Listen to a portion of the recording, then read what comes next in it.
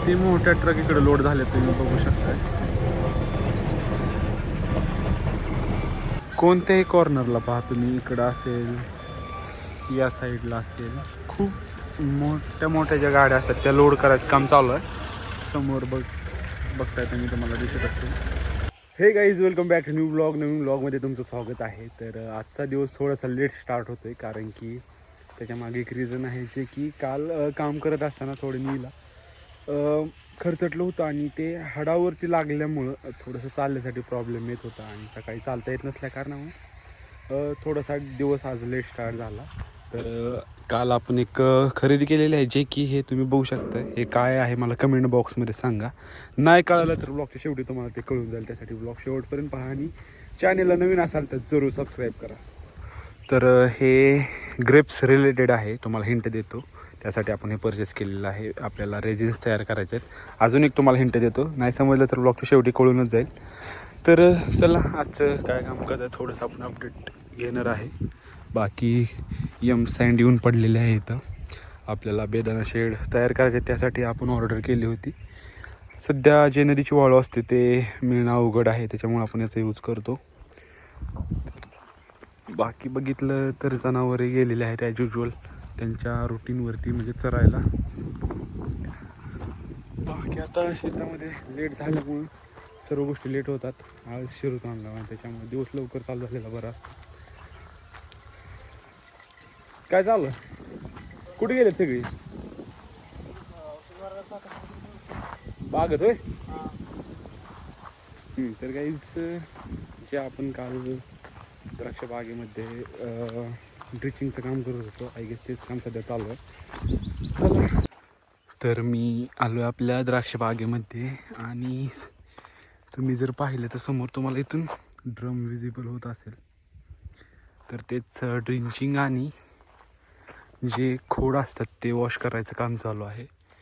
आणि तुम्ही जर इकडं बघितलं तर चांगल्या पद्धतीने आता द्राक्षाची क्वालिटी तयार झालेली आहे.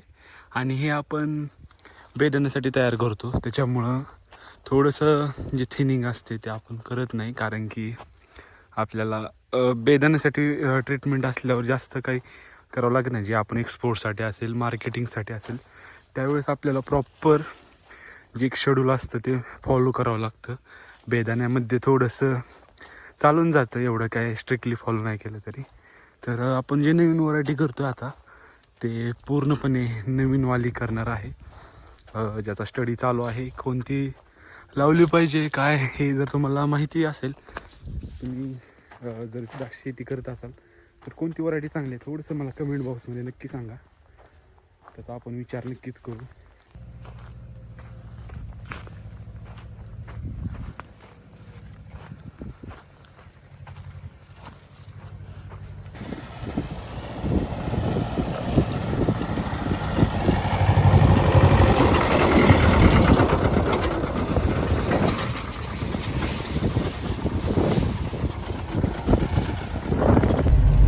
तर काही प्लॅनमध्ये सडन चेंज झालेलं आहे, जे की आपलं प्लॉटमध्ये काम चालू होतं त्याच्यामध्ये एक तांत्रिक अडचण आली, जे की आपलं स्प्रे करायचं का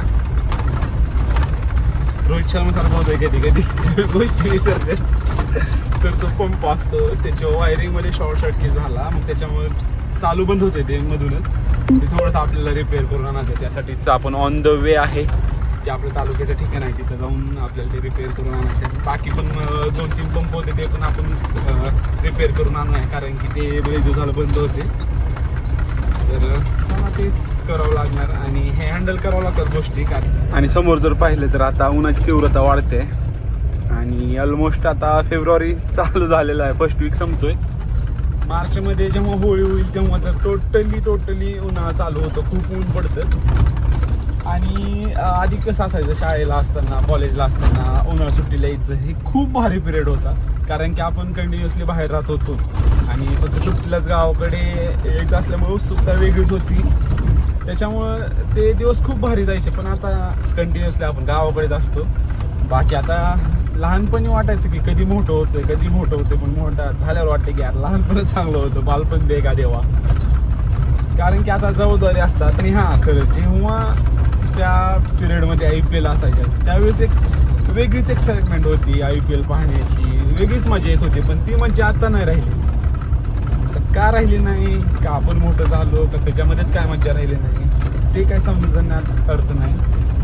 पण स्वतः जे आहे ते आपल्याला करावं लागणार. अप टू 30 काहीतरी गोल सेट केलेले आहेत. ते गोल तिथपर्यंतच कंप्लीट करायचे आहेत आपल्याला. कारण की जर वर्षभर म्हणण्यापेक्षा आयुष्यभर काम करत राहण्यात काय अर्थ नाही. एक टाईम पिरियड घेऊन आपल्याला तिथपर्यंत आपली लाईफ चांगल्या पद्धतीने सेट करायची आहे. त्याच्या दृष्टीने आपण पावले उचलतोय.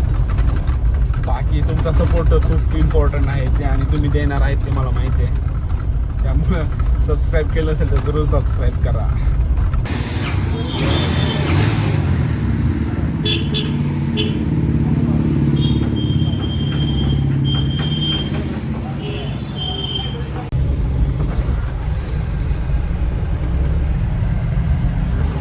तर गाईज ॲज युजल नक्कीच्या लग्नाला 1700 विघ्न म्हणता येणार नाही. बॅटरीचा प्रॉब्लेम होता. बॅटरी अवेलेबल नसल्यामुळं आपल्याला ते एक्सचेंज करून मिळालं नाही. 1-2 दिवसामध्ये मिळेल आपल्याला.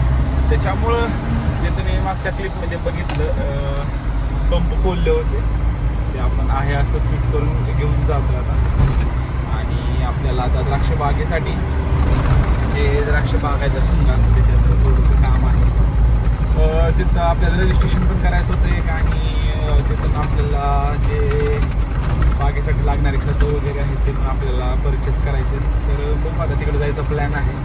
तर भेटू डायरेक्ट आपण आता द्राक्ष बागेला सांगायला.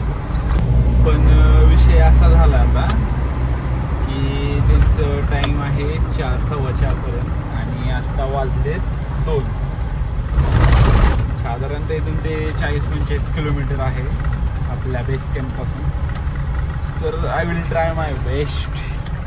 पण स्पीड लिमिट असल्यामुळे अवघड होतं थोडंसं. गाडीला लिमिटमध्येच पळवावं लागतं. तर आता शेतामध्ये जायचं आहे पहिल्यांदा, आणि त्याच्यानंतर मग तिकडे संघात जायचं आहे. जर टाईमवरती पोचलो तर ते आपण घेऊन येऊ, नाहीतर मग बाकीचे जे छोटे मोठे टास्क आहेत, काम आहे ते कम्प्लीट करूया. काय वाटतं, बरोबर आहे?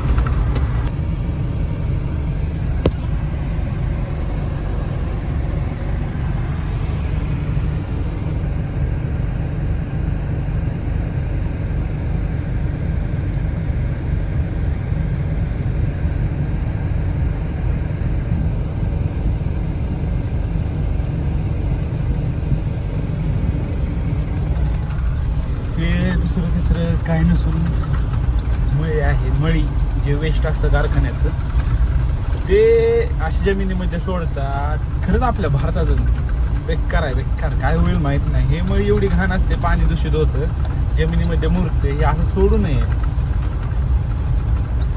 आणि मळीमुळे नाही जमीन सुपीक होत. काय द्यावं आपल्या इकडे, खरं सांगतो. काही असं चालत आलेले आहेत, काही अवघड आहे. तर गाईज ॲज युजल मी शूट करायचं विसरलो. संघाच्या दुकानामध्ये पोचलो, ऑफिसमध्ये पोचलो. त्याच्यानंतर आपल्याला जी औषधं लागायची होती ते परचेससुद्धा केली. इकडे जर बघितलं तर याच्यामध्ये सर्व जे आपल्याला लागणार आहे ते आपण घेतलं, पण शूट करायचं राहून गेलं. तसं आता काय सवय लावतोय मी. बाकी तुम्ही इकडं पाहू शकताय कांदा एवढा आहे सोलापूर मार्केटला. आणि एक सोलापूर एक हब आहे कांदा मार्केट. इथं खूप मोठी बाजारपेठ आहे कांद्यासाठी. आणि बघू शकता सगळीकडे कांदा आहे. तर आपण पण थोडासा कांदा होता तो मार्केटला पाठवला होता. त्याचं थोडंसं रिलेटेड काम आहे ते कंप्लीट करून आता आपण शेतामध्ये रिटर्न जाणार आहे.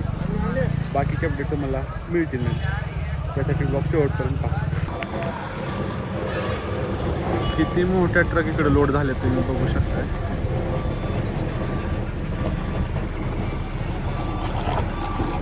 कोणत्याही कॉर्नरला पहा तुम्ही, इकडं असेल, या साईडला असेल, खूप मोठ्या ज्या गाड्या असतात त्या लोड करायचं काम चालू आहे.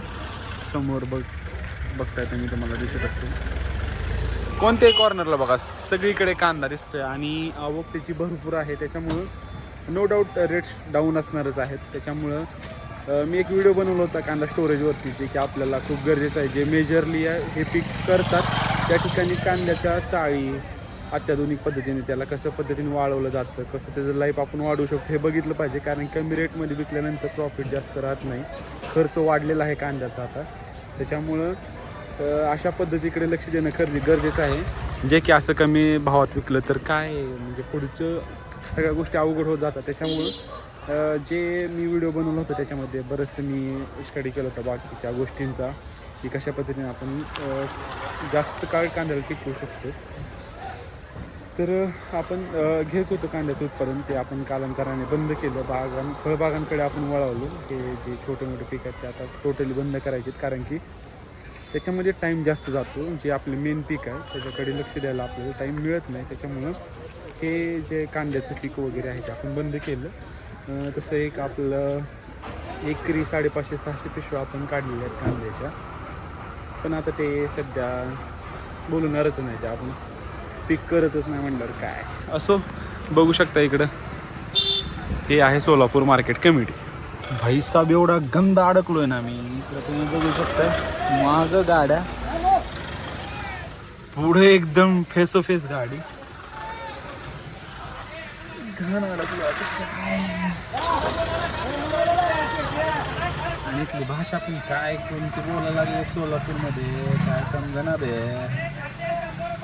सोलापूर ॲक्सेंट तर जायचं कसं काय समजे ना बाबा.